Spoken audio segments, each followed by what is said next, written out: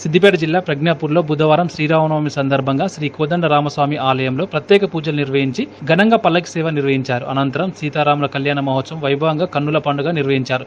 శ్రీ కోదండరామాలయం నుండి వినాయక దేవాలయం వరకు పల్లకి సేవ డప్పు వాయిద్యాలతో మహిళల కోలాటంతో పల్లకి సేవ ఘనంగా నిర్వహించారు.